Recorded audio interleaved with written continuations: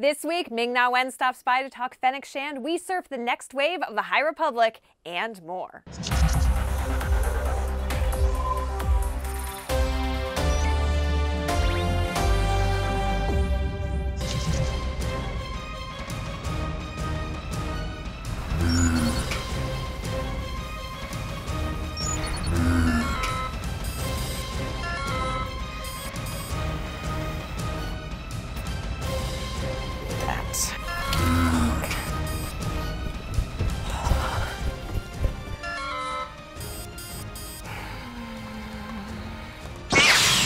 All right, we're back and we are ready to defend the office from the drink here.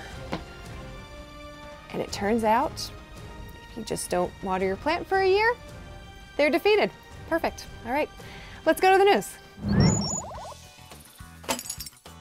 The wait is finally over for the next wave of stories in Star Wars: The High Republic. This week, we got our hands on Race to Crash Point Tower by Daniel Jose Older and The Rising Storm by Cavan Scott. One is a rollicking good time with two pals and their power droid. The other will shatter your heart and leave you sobbing. Cav knows what he did. We also got our first look at this beautiful cover art for the audio drama original Tempest Runner by artist Katerina Bilikova. And over on StarWars.com, you can read brand new interviews with both Daniel Jose Older and Cavan Scott by heading to StarWars.com/thisweeknow.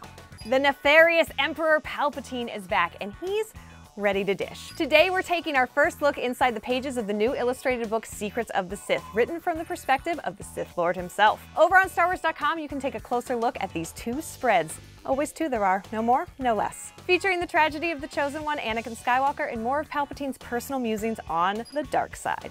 And Star Wars: The Bad Batch returned last Friday with Bounty Lost. Kidnapped by Cad Bane, Omega found herself alone and imprisoned in the bounty hunter's ship until she outsmarted the blaster slinger's little droid Toto and made her escape into an abandoned cloning facility. There we got to witness a showdown between Fennec Shand and Bane. These two may have just met their matches. And ultimately, we learned exactly why the Kaminoans are sending all these mercenaries after poor Omega. I further analyzed Omega's genetic profile and discovered she has pure first-generation DNA. But in the end, it's okay. The Bad Batch is on it.